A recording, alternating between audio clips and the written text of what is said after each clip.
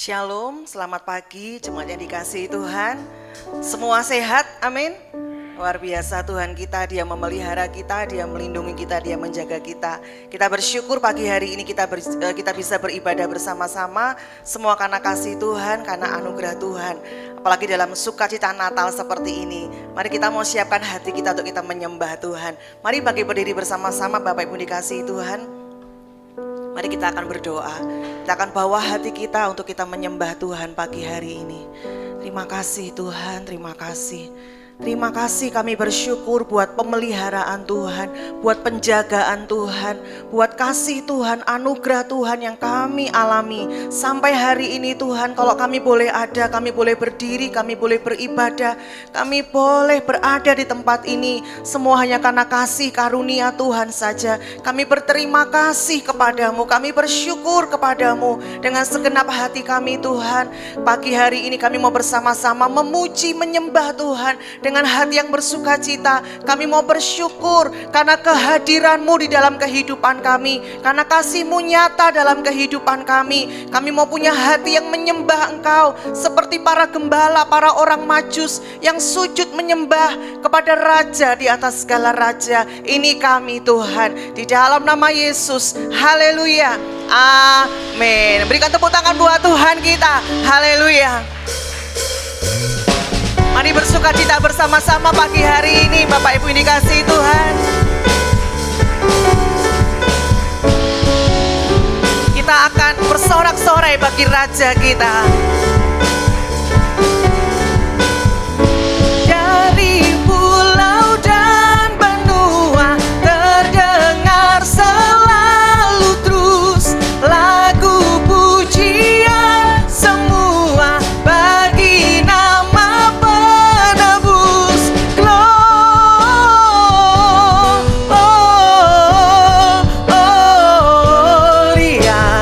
muliakan Tuhan.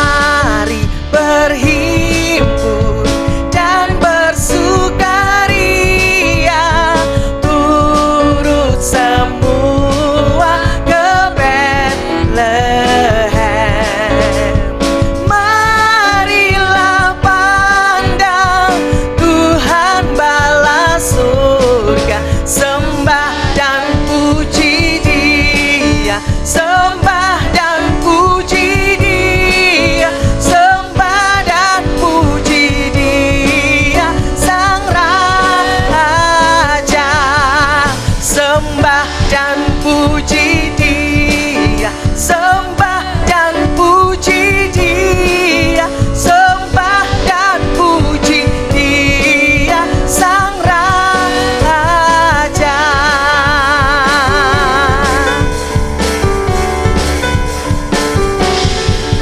Hai, mari berhimpun dan bersukaria,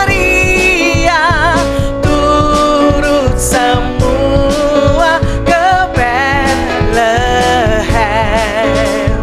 Marilah pandang Tuhan bala surga, sembah dan puji Dia, sembah dan puji Dia, sembah dan puji Dia, Sang Raja. Sembah dan puji Dia, sembah dan puji Dia, sembah dan puji Dia, Sang Raja. Katakan sembah dan puji Dia, sembah dan puji Dia, sembah dan puji Dia, sembah dan puji Dia, Sang Raja. Dengan segenap hati katakan sembah dan puji Dia, sembah dan puji Dia, sembah dan puji Dia, Sang Raja. Mari sembah, sembah dan puji Dia, sembah dan puji Dia, sembah dan puji Dia, Sang Raja.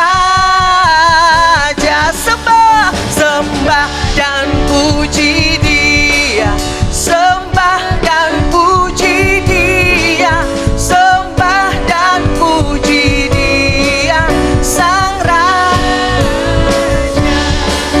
Sembah dan puji Dia, Sang Raja. Sembah dan puji Dia, Sang Raja.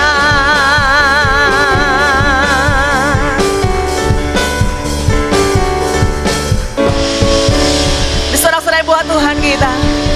Silakan duduk kembali semua Tuhan.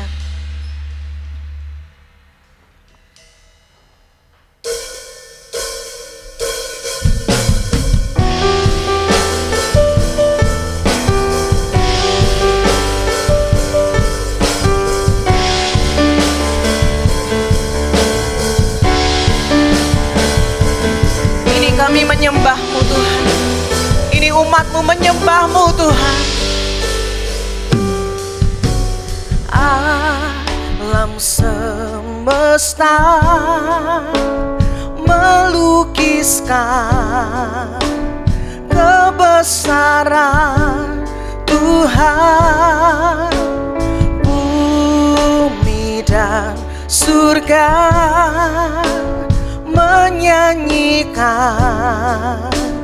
kemuliaan nama-Mu. Hosana, Hosana,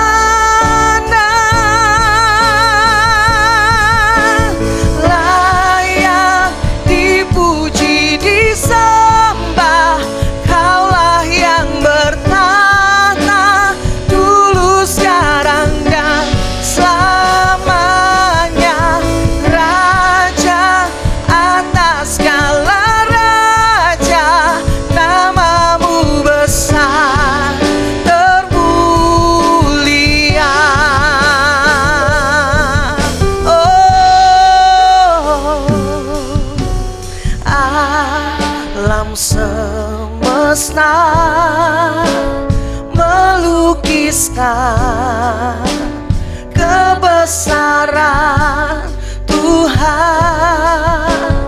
Bumi dan firman surga menyanyikan kemuliaan namamu, Hosana,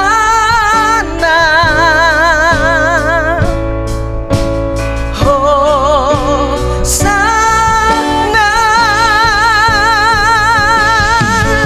Layak dipuji, disembah, Kaulah yang bertata dulu, sekarang, dan selamanya. Raja atas segala raja, namamu besar termulia.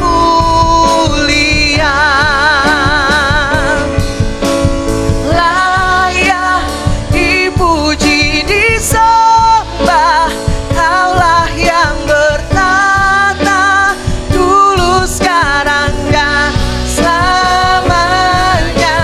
Raja atas segala raja, namamu besar termulia. Ini kami menyembahmu Tuhan. Layak dipuji, disembah, Kaulah yang bertata. Kau yang bertata dulu, sekarang, bahkan sampai selama-lamanya Tuhan. Raja atas segala raja, namamu besar termulia. Hanya Yesus yang layak disembah. Layak dipuji, disembah, Kaulah yang bertata dulu, sekarang, dan selamanya. Kau Raja, namamu besar termulia.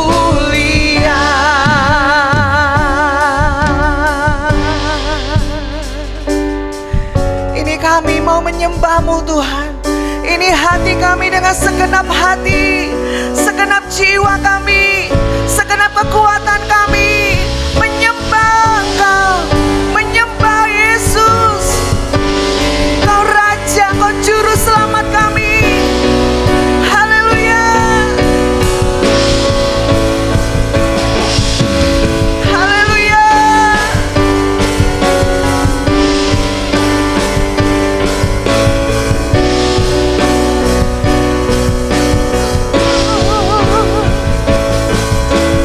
Oh,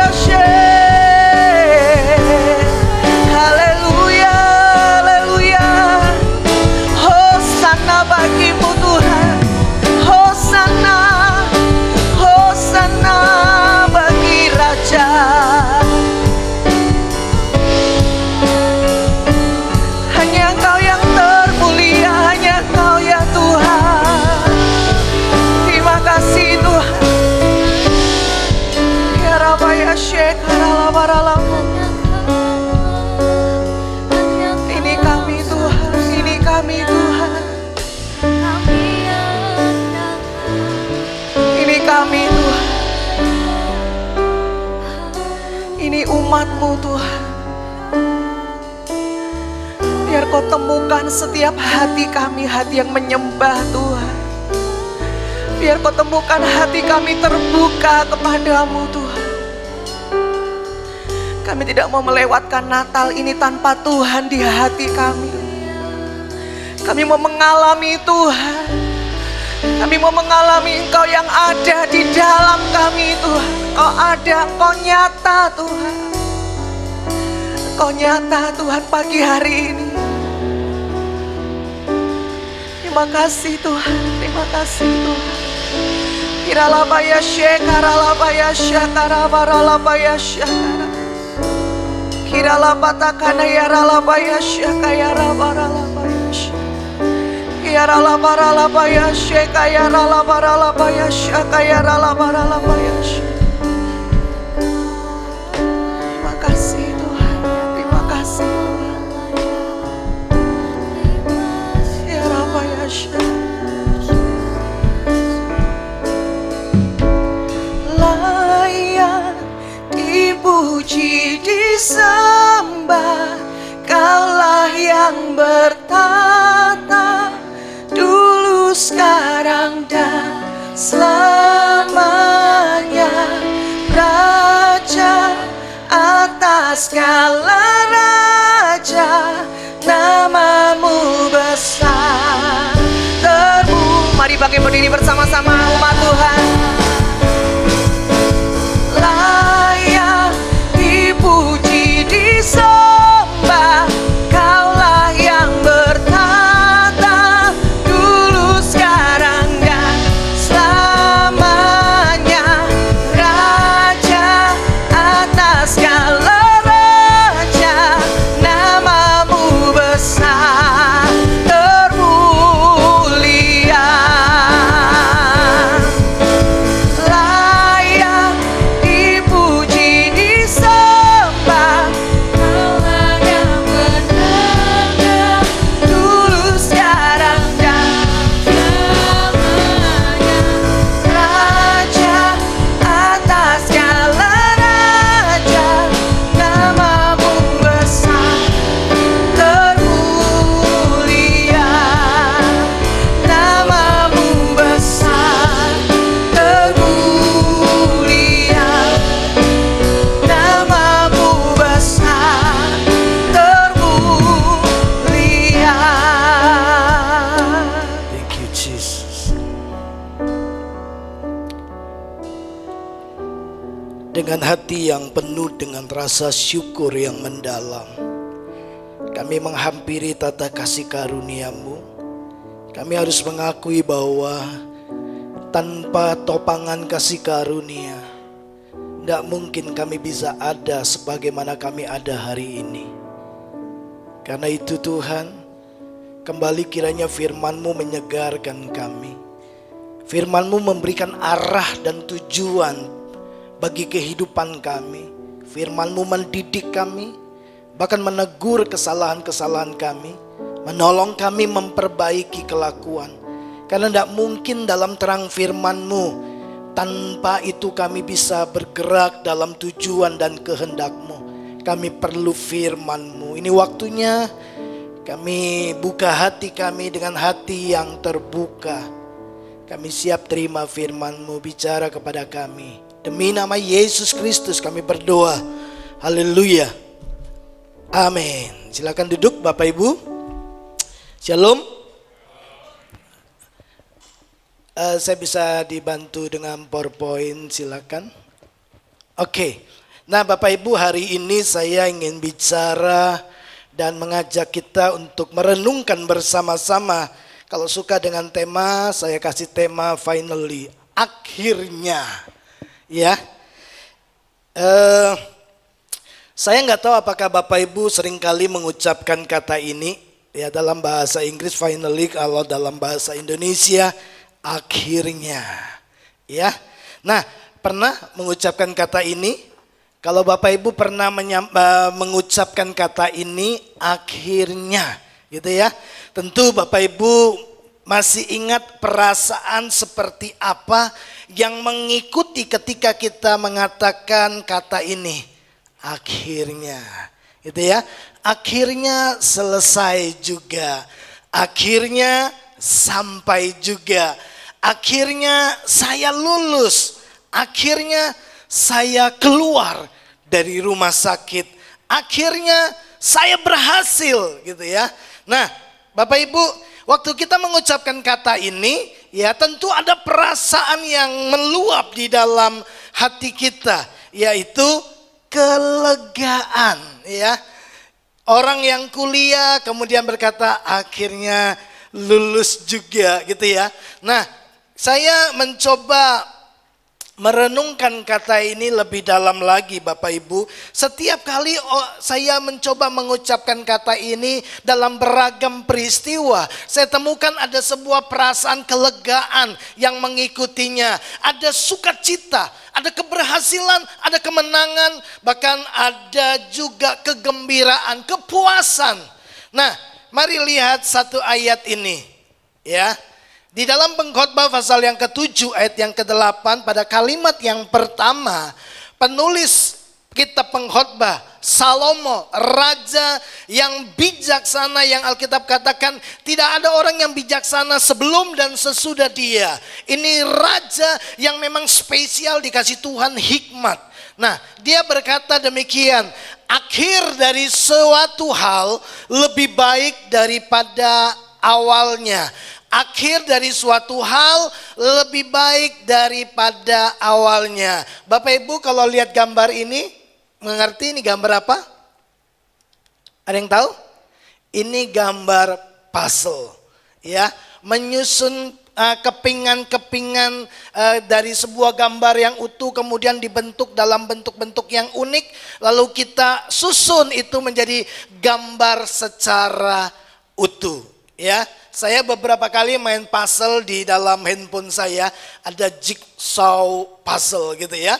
Ada mulai dari 40, ada yang 60 kepingan, ada yang 100, 160, sampai ada yang 10.000. Bapak Ibu bisa bayangkan, ada orang yang menghabiskan waktu sampai 6 bulan untuk menyelesaikan sebuah gambar, ya, disusun satu.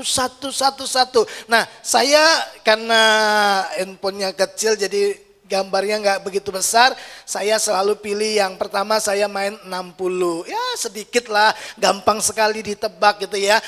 Kegembiraannya waktu menyelesaikannya nggak sepuas waktu saya mulai pakai yang 160, lebih kecil lagi gitu ya.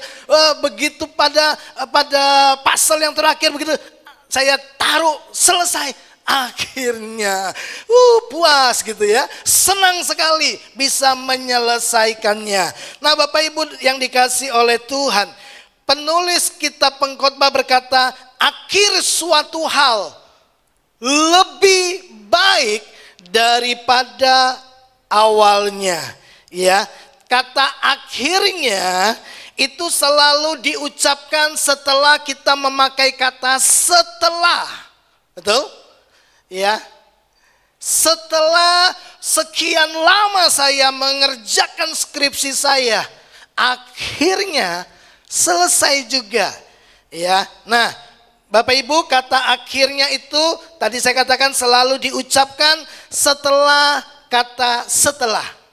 Ya, setelah kita melalui sebuah proses perjalanan yang panjang, setelah kita melakukan perjuangan yang begitu panjang dan melelahkan, setelah rentang waktu yang cukup lama melakukannya dengan berjerih lelah, akhirnya kita menyelesaikannya. Bapak Ibu yang dikasihi oleh Tuhan, mari lihat beberapa hal seperti ini yang saya sodorkan kepada Bapak Ibu Saudara. Bapak Ibu tahu kisah hidup tentang Yusuf, ya. Dalam Kejadian pasal 37 sampai Kejadian 45 diceritakan kisah perjalanan hidup Yusuf.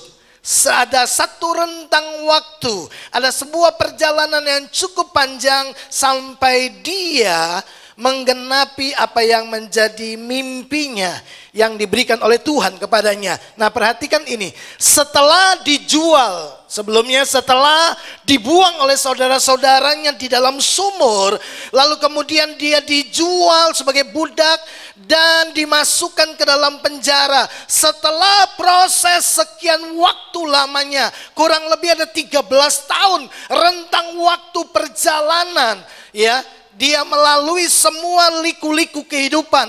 Akhirnya Alkitab catat Yusuf menjadi orang yang berkuasa di Mesir. Bahkan dia menjadi berkat bagi bangsa-bangsa. Setelah dia dibuang di sumur, setelah dia dijual menjadi budak, setelah dia difitnah oleh tante Potifar, lalu masuk dalam penjara, kemudian setelah dia dilupakan selama 2 tahun oleh juru minum, akhirnya kita lihat selalu akhirnya itu lebih baik daripada awalnya.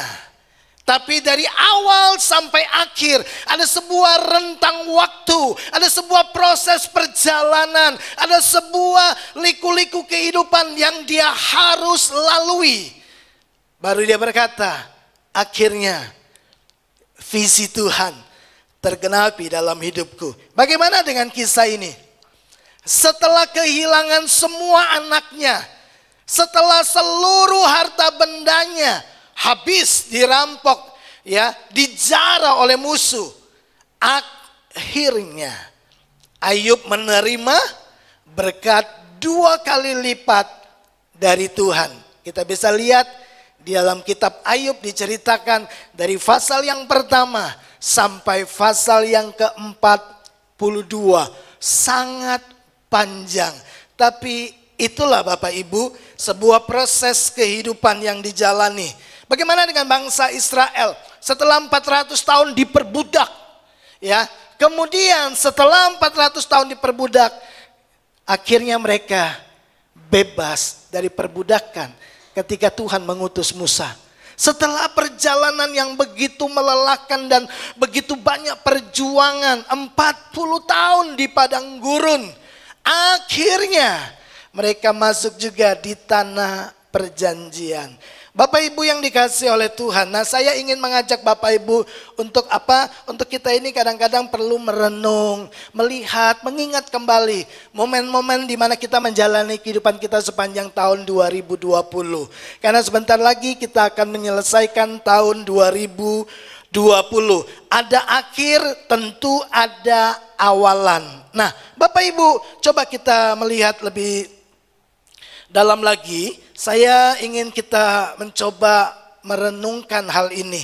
Di antara akhir dan awal ada sebuah etape perjalanan, tahapan perjalanan, fase-fase dan musim-musim kehidupan yang di dalamnya ada perjuangan, ada pertandingan, ada perlombaan yang harus kita jalani. Nah, ini seringkali kita dengar dengan sebutan sebuah proses.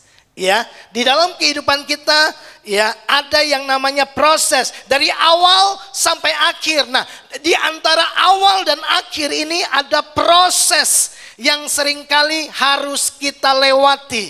Kita berproses baru sampai pada akhirnya kita mendapatkan hasil yang lebih baik dari sebelum kita memulainya.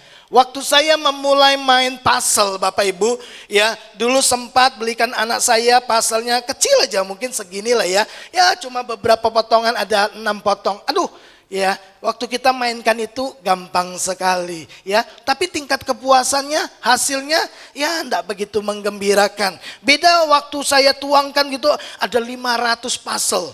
Wah, awalnya aja sudah, wah, tidak menarik sama sekali, cuma bentangan kosong begitu saja, ya. Lalu kemudian saya berproses memainkan puzzle itu, ya, kadang-kadang melelahkan, kadang-kadang emosi juga, ya. Ada beragam-ragam perasaan yang berkecamuk di dalam proses, tapi semua itu ketika tinggal pada puzzle yang terakhir, lalu saya berkata akhirnya selesai juga, kepuasannya jauh lebih menyenangkan. Ya, hasilnya jauh lebih indah karena terbentuk sebuah gambar yang menyenangkan. Bapak Ibu yang dikasih oleh Tuhan, berapa lama proses itu berlangsung sangat ditentukan oleh hasil akhir seperti apa yang kita mau. Saudara mau masak bubur sama mau masak nasi, kita mulai dengan beras sama. Tapi proses waktunya itu berbeda. Berapa lama itu berbeda antara nasi dengan masak bubur. Apalagi kalau nasi kuning, ya nasi uduk, itu berbeda. Prosesnya juga berbeda. Nah, jadi hasil seperti apa yang kita mau, kualitas hidup kita ditentukan oleh pilihan-pilihan kita. Bukan orang yang menentukan kualitas hidup kita. Orang menilai hidup kita, tapi nilai hidup kita yang putuskan. Ya, semua orang menilai Bapak Ibu. Sebutkan satu nama, Jokowi. Gitu kan? Semua orang langsung memberi penilaian.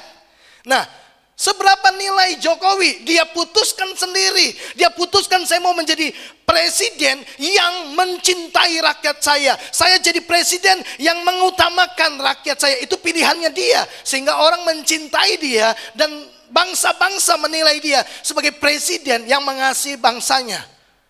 Dia yang memutuskan, orang lain menilai. Nah, Bapak Ibu yang dikasih oleh Tuhan, tentukan kualitas hidupmu sendiri. Lewat apa? Pilihan-pilihan, keputusan-keputusan yang kita buat. Nah, yang saya ingin soroti buat Bapak Ibu Saudara, berapa lama proses itu berlangsung sangat ditentukan oleh hasil apa yang kita ingin capai.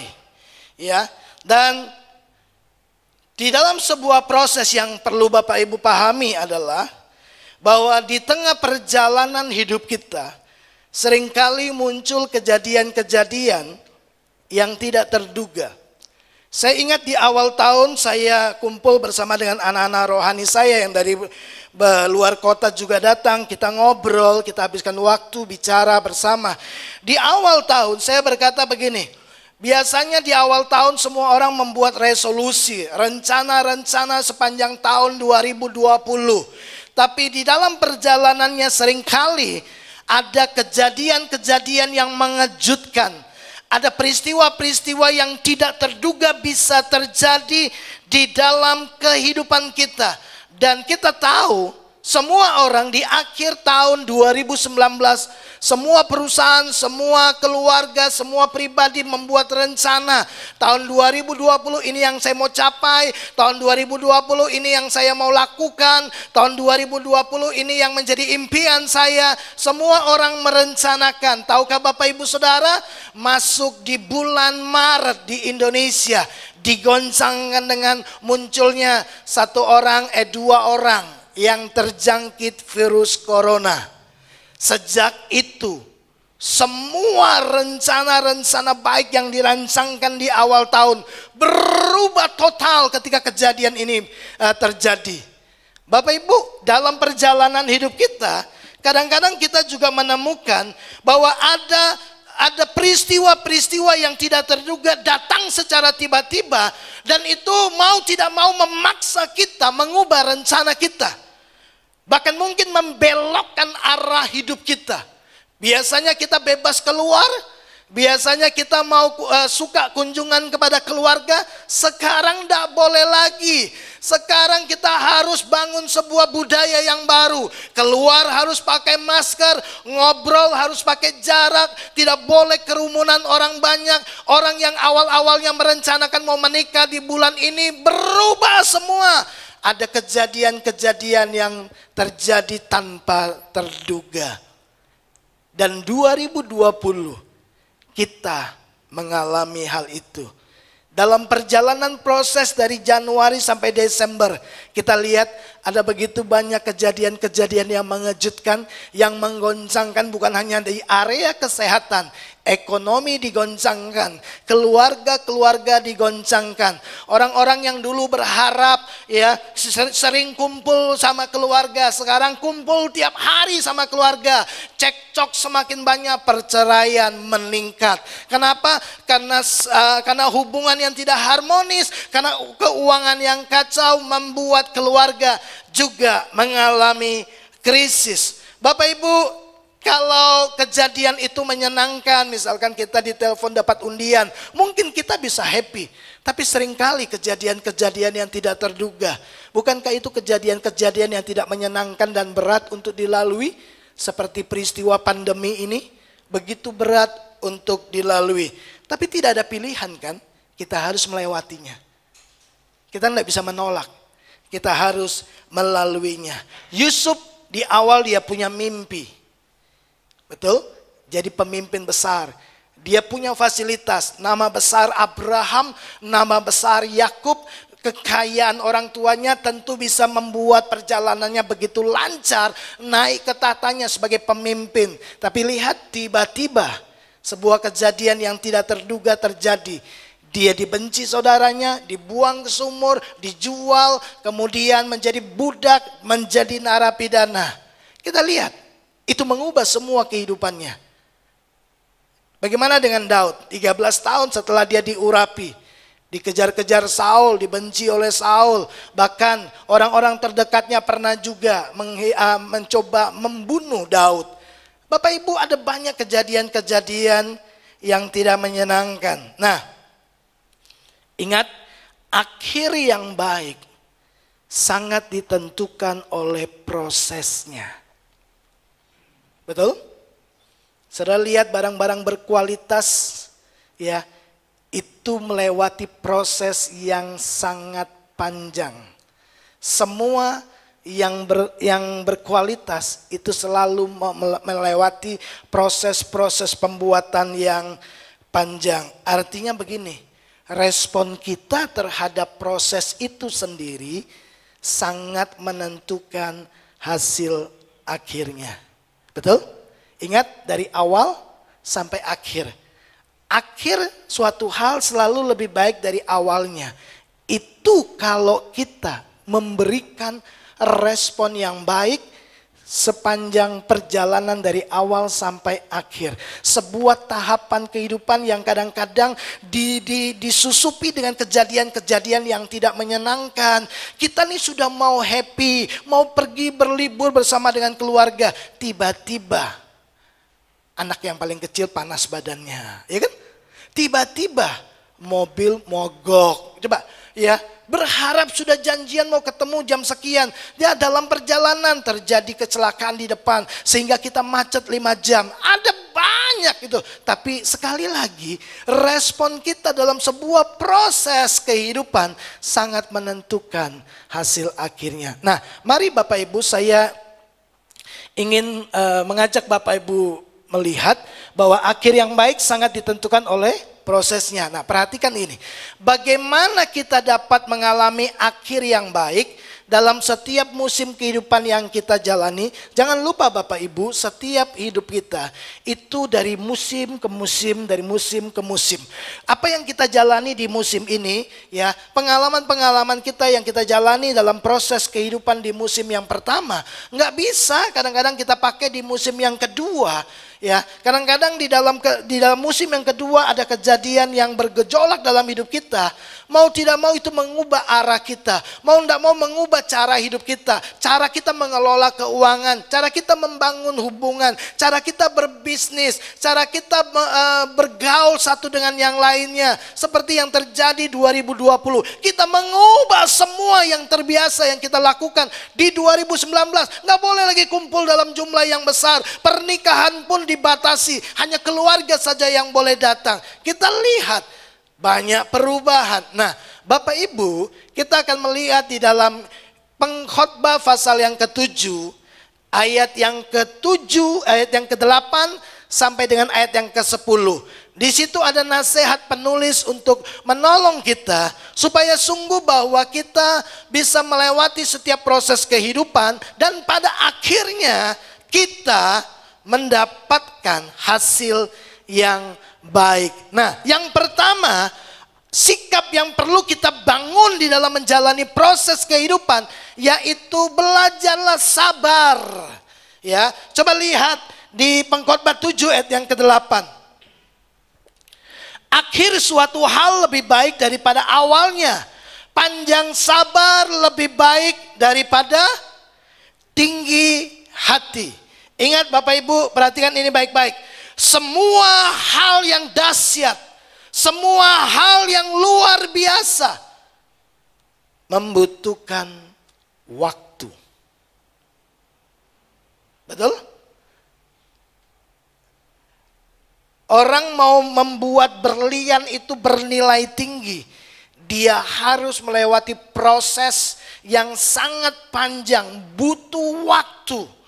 Ya, apapun, semua hal yang berkualitas, ya, dibutuhkan waktu. Bapak Ibu mau bangun rumah yang tahan gempa, kemudian tahan banjir dan lain sebagainya. Bapak Ibu tidak bisa bangun dalam semalam kecuali Aladin. Ya, hanya Aladin saja yang bisa buat itu di TV tapi, ya. Tidak bisa kita membangun rumah yang berkualitas, yang sangat-sangat kuat hanya dalam semalam. Butuh waktu. Semakin Bapak Ibu menginginkan dekorasi, ya, interior yang bagus, bentuk ruangan yang bagus, semakin rumit, itu semakin membutuhkan waktu. Ya, kecuali kalau Bapak Ibu bilang gini, aku mau punya rumah cuma satu ruangan saja. Di situ aku tidur, di situ aku makan, di situ aku mandi, di situ itu paling cepat. Ya kan? Hanya bikin kotak kemudian kasih atap, selesai. Tapi orang bilang, orang akan menilai rumah seperti apa itu. Nah, Bapak Ibu, hal yang pertama, belajar sabar. Penulis berkata begini, panjang sabar lebih baik daripada tinggi hati. Orang sombong selalu merasa mampu, merasa bisa, merasa kuat, merasa. Ya, pengennya cepat, aku bisa, pokoknya 2 hari selesai. Ya, selesai tapi hasilnya tidak baik. Selesai juga, tapi hasilnya tidak bisa memberikan faedah yang cukup lama. Sebentar, sudah rusak. Bapak Ibu, oleh karena itu dalam proses kehidupan kita perlu mengikuti waktunya Tuhan, bukan waktu kita. Makanya Alkitab berkata, Pengkhotbah juga tuliskan gini, segala sesuatu itu akan indah pada waktunya. Artinya kita perlu bersabar. Kita perlu bangun sebuah sikap yang seperti ini. Hasil yang baik selalu melewati proses yang jauh lebih panjang. Semua yang dahsyat dan luar biasa membutuhkan waktu. Jadi Bapak Ibu, bersabarlah. Yang kedua Bapak Ibu, ya, di ayat yang ke-9 dikatakan demikian. Ya. Janganlah lekas-lekas marah dalam hati, karena amarah menetap dalam dada orang bodoh. Bagaimana kita dapat mengalami akhir yang baik dalam setiap musim kehidupan yang kita jalani? Yang pertama gini, jangan berperilaku bodoh. Jangan bodoh. Bapak Ibu, mari kita lihat ciri-ciri orang bodoh. Bapak Ibu, seringkali begini, bahwa tindakan yang bodoh itu membuat hasil akhirnya menjadi buruk.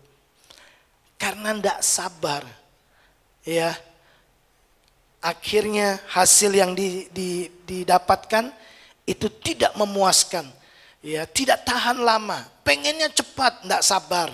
Ya, nah, semua tindakan-tindakan kebodohan akan memberikan hasil yang bodoh. Yang buruk. Nah, mari lihat ciri-ciri orang bodoh. Yang pertama begini, gampang sekali marah. Ya, Bapak Ibu, dalam perjalanan hidup kita menerima janji Tuhan.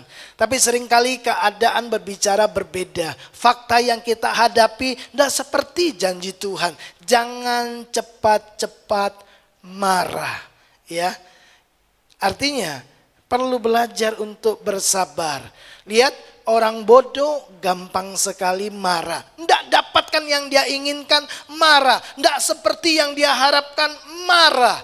Ya, yang kedua dikatakan di ayatnya yang ke-10, janganlah mengatakan mengapa zaman dulu lebih baik daripada zaman sekarang. Karena bukannya berdasarkan hikmat engkau menanyakan hal itu. Hari-hari ini orang selalu bertanya begini, kapan ya keadaan kembali normal seperti yang dulu-dulu? Kapan ya? Kita tuh selalu ingin kembali ke masa yang lalu. Bapak Ibu coba belajar dari bangsa Israel. Ya, bangsa Israel setelah keluar dari tanah Mesir. Ya, generasi pertama yang keluar dari tanah Mesir, kita tahu satu generasi tidak ada yang masuk di dalam tanah perjanjian kecuali 2 orang, Kaleb dan Yosua. Semua yang masuk di tanah perjanjian di Kanaan adalah generasi yang lahir di padang gurun. Semua yang pertama yang keluar dari dari Mesir mati di padang gurun. Tahu matinya kenapa? Sederhana. 1, gampang marah. Ya, enggak ketemu air yang bisa diminum, ngamuk, marah sama Musa, marah sama Tuhan, bersungut-sungut. Ya. Lalu kemudian mereka bilang begini, lebih baik kita kembali ke Mesir. Karena di Mesir kita bisa makan ikan, bawang prei dan lain sebagainya. Padahal di Mesir hidup mereka, baca baik-baik, mereka berseru kepada Tuhan, kapan penderitaan ini selesai? Kenapa? Posisi mereka budak. Kalau kita mau hidup di masa lalu, Bapak Ibu dengar ini, kita bergerak mundur. Halo? Mau kembali ke zaman ini, Pak Harto? Mau kembali ke zaman di tahun 70, Bapak Ibu? Sudah belum ada gadget itu, nggak ada YouTube gitu. Orang yang selalu melihat ke masa lalu, selalu tidak bisa melihat hal-hal yang terbaik yang ada di masa depan. Bapak Ibu dengar gini, semua yang baik itu ada di masa depan. Ya, kita nggak bisa kembali ke masa lalu. Kalau kita coba menoleh ke belakang, kita bergerak lamban. Yang kedua, coba Bapak Ibu jalan tapi sambil toleh ke belakang.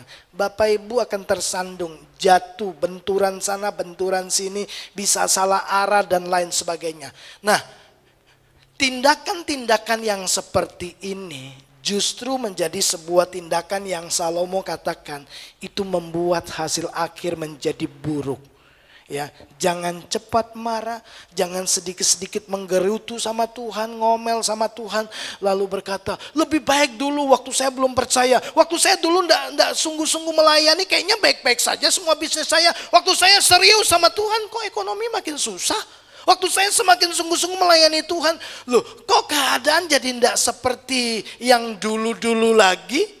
Kayaknya lebih baik dulu waktu saya tidak sungguh-sungguh sama Tuhan, bohong dikit tetap bisa tidur enak. Sekarang bohong, kita perasaannya jadi nggak damai sejahtera. Kenapa aku bohong ya? Kenapa aku tipu ya? Kita merasa selalu yang di belakang jauh lebih baik.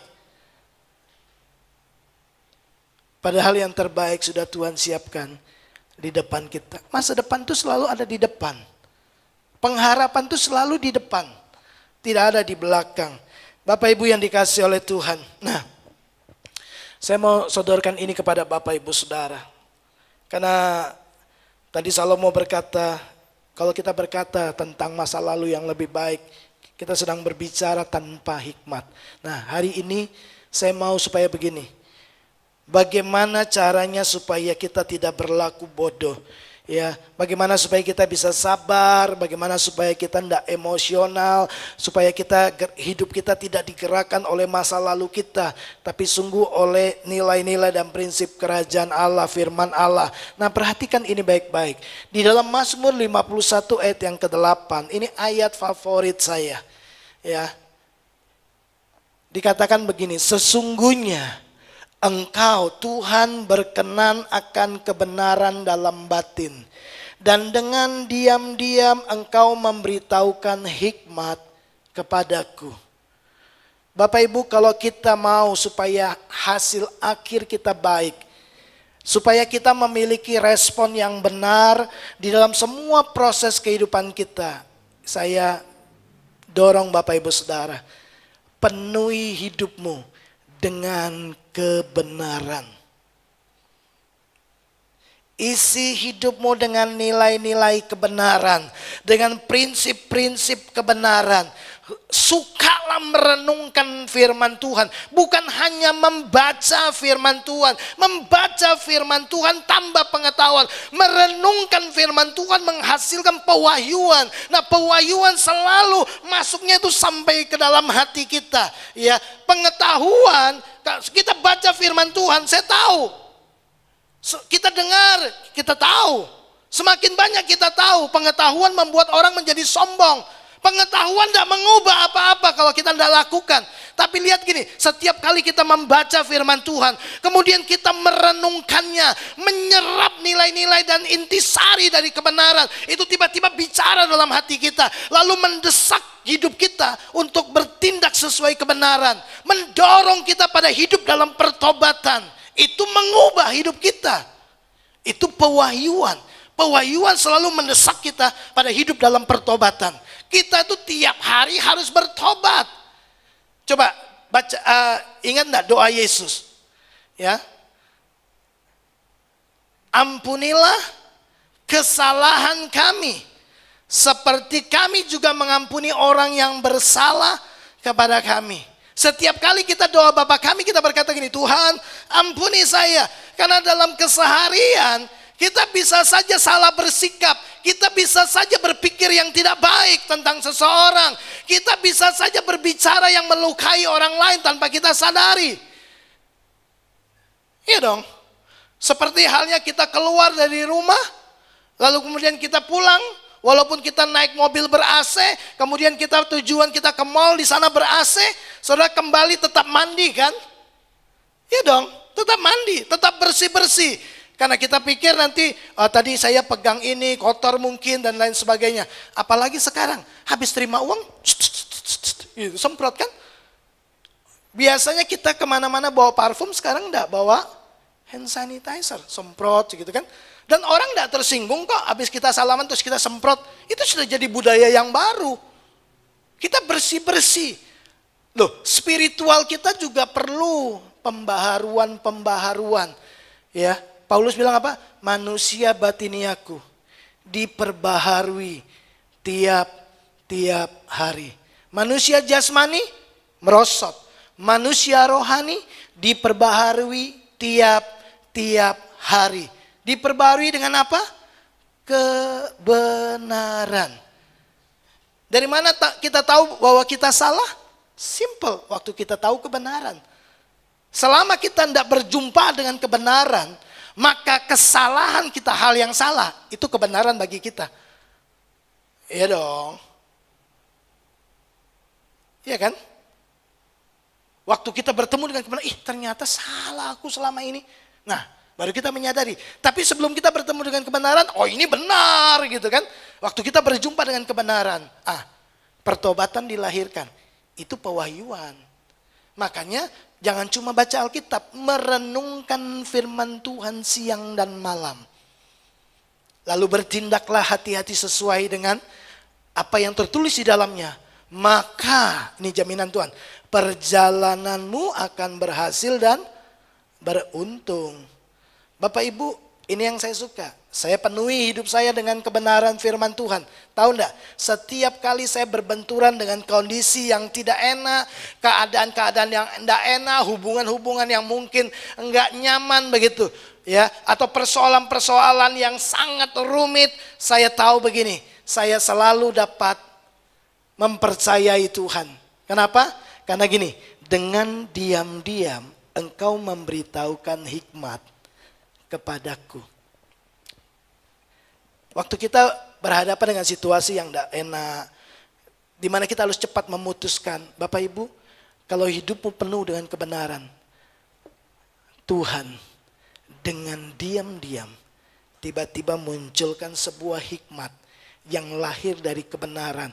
Lalu kemudian kita memutuskan dalam kebenaran dan hasilnya pasti benar. Ya, saya melihat itu di sepanjang perjalanan hidup saya dalam pelayanan saya. Bertemu dengan situasi-situasi yang rumit. Saya nggak tahu ketika pertanyaan-pertanyaan yang begitu berat, sulit untuk dijawab gitu. Aduh, ini apa ya? Tapi secepat itu waktu saya berkata, Tuhan, saya harus ngomong apa? Saya harus jawab apa? Saya harus pilih apa? Dengan diam-diam Tuhan memberitahukan hikmat kepadaku. Pilih ini. Jangan lakukan ini. Lanjutkan apa yang harus dilakukan. Wah, dan tahu hasilnya? Simple. Akhirnya semuanya jadi lebih baik. Waktu memutuskan bangun gedung gereja atau enggak, gereja harus dihancurkan atau tidak, ya ada banyak informasi. Jangan dirubuhkan. Nanti kalau dirubuhkan di demo malah nggak ada tempat sama sekali. Nanti mau pakai tempat sini nggak boleh dan lain sebagainya. Wah, saya tanya Tuhan, apa yang harus dilakukan? Dengan diam-diam Tuhan kasih hikmat. Lalu kemudian semua berjalan dengan baik. Orang ada yang kasih usul, tunggulah sampai uang 50% terkumpul baru mulai membangun. Ini baru cuma 10% dari semua budget pembangunan gedung gereja. Nggak mungkin bisa jalan. Dengan diam-diam Tuhan kasih hikmat. Tuhan, bagaimana soal izin? Dengan diam-diam Tuhan kasih hikmat. Dan semuanya berjalan tanpa hambatan. Saya percaya bahkan ketua panitia masih ada di sini. Kita menjadi saksi hidup melihat bagaimana Tuhan mengerjakan semuanya dengan diam-diam. Bapak Ibu, kalau kau punya kebenaran, kau akan sangat mudah untuk mengatasi ketidaksabaranmu. Kau akan dengan sangat mudah akan mengatasi semua sikap-sikap emosionalmu. Engkau akan terus menatap ke depan dan bukan melihat ke belakang. Karena engkau tahu bahwa masa depan itu yang terbaik ada di depan. Bapak Ibu, nah saya mau selesai dengan ini.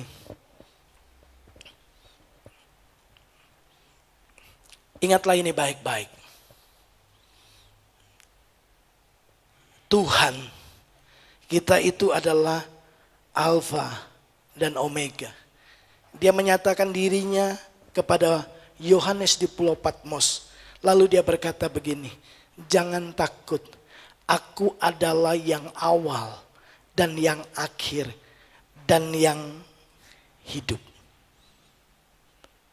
Aku mati, tapi lihatlah sekarang aku hidup. Itu lanjutannya. Bapak Ibu, nah kenapa saya mau sampaikan ini kepada Bapak Ibu Saudara? Dia Tuhan yang awal dan yang akhir. Dia yang awal, dia yang akhir. Dia yang tahu awalnya bagaimana, dia juga Tuhan yang tahu hasil akhirnya bagaimana. Dia tahu siapa yang akan menjual dia. Dia tahu bahwa Petrus akan mengkhianati dia. Dia tahu semuanya. Dia tahu bagaimana memilih. Dia tahu bagaimana memutuskan. Dia tahu semuanya. Dia Allah yang Maha tahu. Dia yang awal, dia yang akhir. Dia tahu masa depan kita, tapi dia juga Tuhan yang menentukan hasil akhir dari masa depan kita. Bukan nasib, bukan virus corona, bukan pandemi yang menentukan nasib kita. Tuhan kata akhir dari hidup kita, bukan yang lain. Amin. Tuhan Yesus kata akhir dari penentu kehidupan kita. Yang menarik adalah Bapak Ibu, dia bukan hanya ada di awal dan dia bukan hanya ada di akhir. Dia ada di sepanjang proses perjalanan di dalam musim-musim kehidupan kita. Dia selalu ada. Nah, ini yang saya mau sodorkan kepada Bapak Ibu Saudara. Supaya begini, kesadaran bahwa Yesus Immanuel, Allah beserta dengan kita. Kesadaran itu akan menolong kita untuk memberikan respon yang benar dalam seluruh situasi-situasi yang buruk sekalipun maupun situasi-situasi yang mendesak. Kita akan tetap sadar bahwa gini, Tuhan beserta dengan saya. Nah, saya mau tunjukkan beberapa bukti kepada Bapak Ibu Saudara. Kita belajar dari umat Israel. Mereka melewati beberapa tahapan-tahapan musim-musim kehidupan, fase-fase kehidupan, tahapan-tahapan yang berbeda-beda. Tapi lihatlah, di setiap musim kehidupan mereka, Tuhan selalu ada. Nah, umat Israel, ya, artinya anak-anak Yakub, waktu mereka berpindah ke Mesir, mereka mendapatkan fasilitas istimewa karena ada Yusuf di Mesir, betul? Semua kehidupan mereka terlayani dengan baik, terpenuhi dengan baik. Yusuf menjamin makan minum seluruh keluarganya dan semua keponakan-keponakannya. Semua keluarga besar dari Yakub yang adalah Israel itu mendapatkan fasilitas. Tapi kemudian, Bapak Ibu tahu, setelah Firaun mati, tampillah pemimpin yang tidak mengenal Yusuf. Dan Yusuf juga sudah mangkat, sudah wafat, sudah tidak ada. Tampil seorang pemimpin Firaun yang tidak mengenal Yusuf. Dan tahu apa yang terjadi dengan bangsa Israel? Tiba-tiba mereka masuk dalam musim di mana mereka kehilangan semua fasilitas dan menjadi budak. 400 tahun.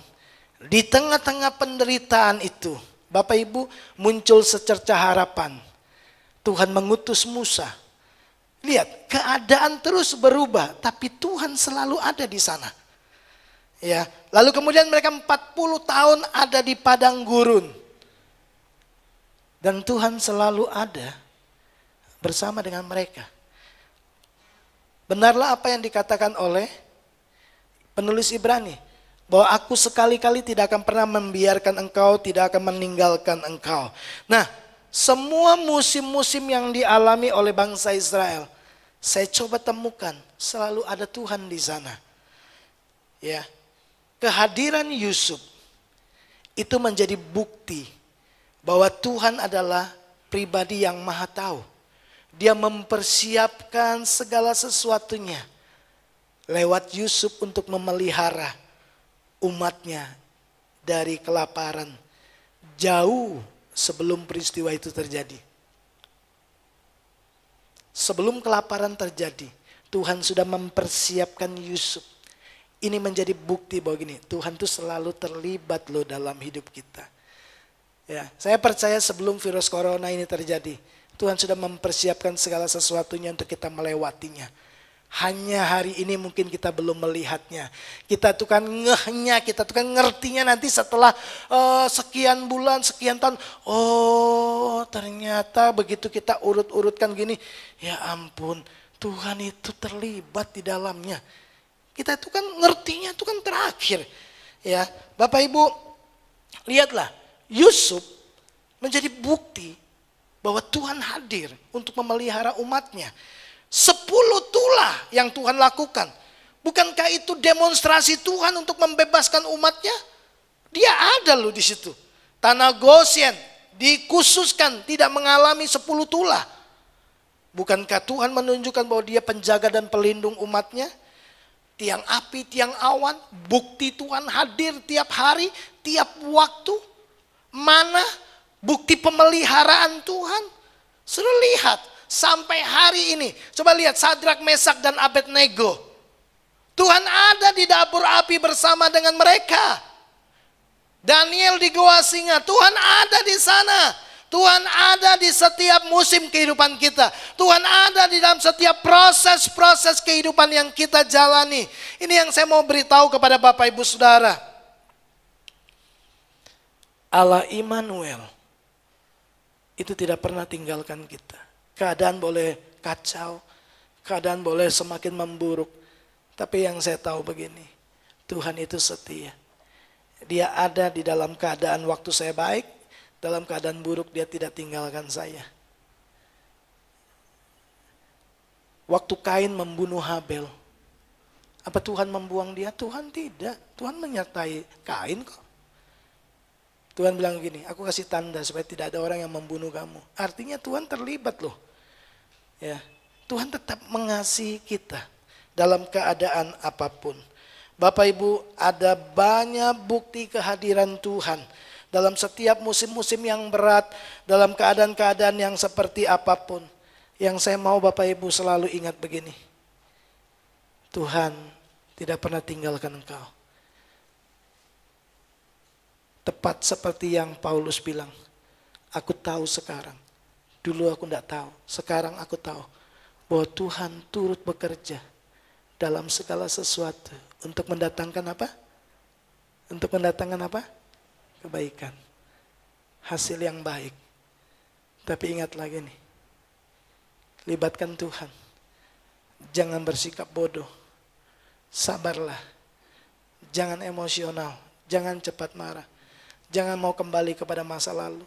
Karena semua yang baik ada di depan. Kiranya Tuhan memberkati kita. Saya berharap satu waktu ketemu dengan Bapak Ibu Saudara. Bapak Ibu bilang gini, setelah melewati semua itu, akhirnya keluargaku dipulihkan. Akhirnya ekonomiku dipulihkan.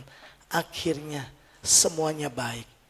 Kiranya firman Tuhan ini memberikan kekuatan kepada kita untuk kita terus jalani tahun 2020 dan menyelesaikannya di dalam anugerah Tuhan, di dalam penyertaan Tuhan.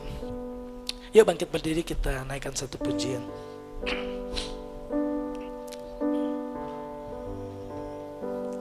Thank you Jesus. Ya Allah baik, ya Allah baik, ya Allah baik, Allah baik bagiku. Mari lebih sungguh katakan, ya Allah baik, ya Allah baik, ya Allah baik, Allah baik.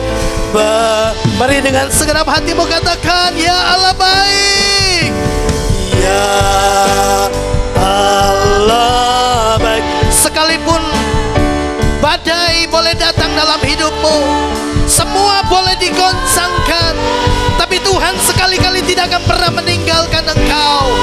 Dia ada, Dia Allah Immanuel. Dia terus bekerja sampai akhirnya semuanya menjadi baik. Lebih sungguh lagi katakan, ya Allah baik, ya Allah baik. Oh ya Allah baik, ya Allah baik, Allah baik bagiku. Mari ambil waktu sejenak untuk kembali mengingat, untuk melihat dengan mata hatimu, untuk kembali merenungkan hari-hari yang kita sudah lalui sepanjang tahun 2020. Tinggal beberapa hari lagi kita akan tutup tahun 2020. Saya tidak tahu apakah kita akan mendapatkan izin untuk mengadakan ibadah tutup tahun atau tidak. Tapi ambil waktu kesempatan hari ini. Lihatlah dari setiap tahap-tahap kehidupan yang kau jalani sampai hari ini, dari musim-musim kehidupan yang kau sudah lewati. Mungkin ada hal-hal yang buruk yang sedang terjadi. Mungkin kondisi keuangan kita menjadi begitu berat. Kesehatan kita mungkin juga mengalami keadaan yang tidak membaik. Atau apapun, hubungan, keluarga, apapun itu. Ingatlah, Dia Alfa dan Omega. Dia yang awal dan yang akhir. Dia ada di setiap musim-musim kehidupanmu. Dia tidak pernah meninggalkan kita. Waktu engkau merenungkan firman Tuhan, kebenaran itu akan dipakai Tuhan untuk memberikan kepadamu hikmat dalam membuat pilihan-pilihan dan keputusan-keputusan. Seperti kepada Yohanes dia berkata, jangan takut. Aku adalah yang awal dan yang akhir dan yang hidup. Hari ini dia berkata kepadamu, jangan takut. Seperti aku memimpin Yosua, seperti aku memimpin Musa, seperti aku memimpin Daniel, seperti aku memimpin Daud. Demikian Tuhan akan memimpin kita. Dia Immanuel, Allah beserta dengan kita. Jangan bersikap bodoh. Dengan menyadari kehadiran Tuhan, engkau akan bisa lebih mudah, menjadi lebih sabar menghargai waktu Tuhan. Engkau akan bisa lebih mudah untuk tetap percaya dan tidak menjadi cepat marah dengan situasi-situasi yang mungkin tidak kita sukai. Jangan juga berharap dan melihat kepada masa lalu. Yang lama sudah berlalu, sesungguhnya yang baru sudah datang. Yang terbaik selalu ada di depan kita. Masa depan ada di depan kita. Tuhan ada di sana, tapi juga Tuhan ada bersama-sama dengan kita. Dalam semua hal, dalam semua situasi yang kau hadapi, tetaplah ingat, Dia Tuhan yang baik, yang tidak pernah meninggalkan kita. Bapa, hamba-Mu sudah selesai. Berkati umat-Mu dalam perjalanan-perjalanan hidup kami. Bahkan sekalipun badai datang dalam hidup kami, kami tahu selama Tuhan bersama dengan kami, kami tahu pada akhirnya semua itu akan indah. Pada akhirnya semua akan mendatangkan kebaikan. Pada akhirnya kami akan keluar menjadi orang-orang yang lebih daripada pemenang. Pada akhirnya selalu lebih baik karena kami berjalan bersama dengan Tuhan. Itu sebuah jaminan Tuhan menyertai kami. Kami dapat pastikan di akhir setiap musim hidup kami, di akhir proses perjalanan hidup kami selalu jadi pemenang. Kami selalu melihat indah pada waktunya. Kami akan melihat kebaikan pada akhirnya menjadi bagian kami. Dan kami akan dipuaskan Tuhan. Kami akan berkemenangan, berhasil. Ada kelegaan, ada kegembiraan. Akhirnya kami didapati tetap setia. Terima kasih Bapa di surga. Bagimu segala hormat dan kemuliaan. Demi nama Yesus Kristus kami sudah berdoa. Amin. Kita selesaikan ibadah kita. Mari kita bangkit berdiri.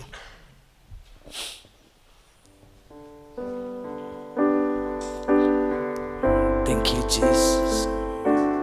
Kami memuji kebesaran-Mu. Ajaib, ajaib Tuhan, ajaib Tuhan. Ajaib Tuhan.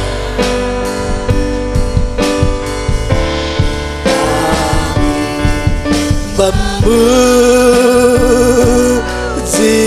kebesaran.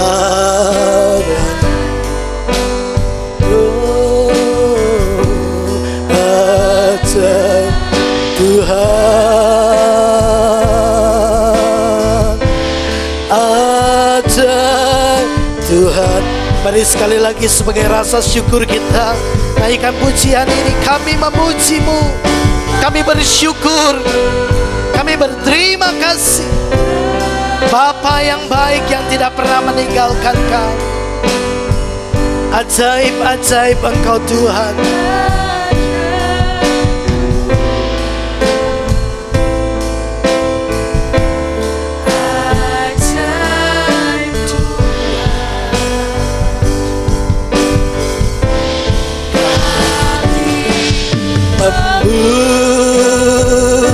Memuji kebesaran.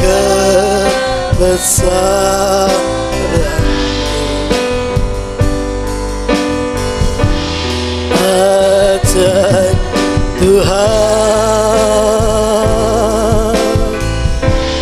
ajaib Tuhan, ajaib, ajaib Tuhan, ajaib Tuhan,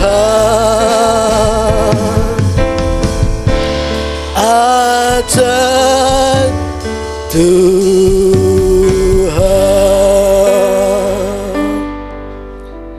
Di akhir ibadah kami, bagimu segala hormat dan pujian, kemuliaan dan kuasa bagi Yesus Kristus, Allah yang menyertai kami, yang sekali-kali tidak akan pernah meninggalkan kami. Mari kekasih-kekasih Tuhan, arahkan hatimu kepada Dia. Tuhan memberkati dan melindungi engkau. Tuhan sendiri yang akan berjalan di depanmu. Tuhan tidak akan pernah meninggalkan engkau seorang diri. Dia tidak akan pernah membiarkan engkau. Dia Allah Immanuel, Allah yang menyertaimu. Ia menghadapkan wajahnya kepadamu dan memberikan kau kasih karunia. Dari demi kasih karunia dari kepenuhan Kristus Yesus Tuhan kita. Dia menyinari kita, menghadapkan wajahnya kepada kita dan memberikan kepada kita damai sejahtera, sukacita, kemenangan, keberhasilan. Berjalanlah bersama dengan Tuhan, terlibatlah bersama-sama dengan Tuhan, maka engkau akan melihat seluruh perjalananmu akan dibuat Tuhan berhasil dan beruntung. Kita pulang terima berkat Abraham, Ishak dan Israel, berkat yang disempurnakan di dalam Kristus Yesus Tuhan kita. Kita terima berkat ini dalam satu nama Tuhan Yesus Kristus. Setiap kita yang percaya diberkati Tuhan, mari sama-sama katakan amin. Tuhan Yesus memberkati kita semua.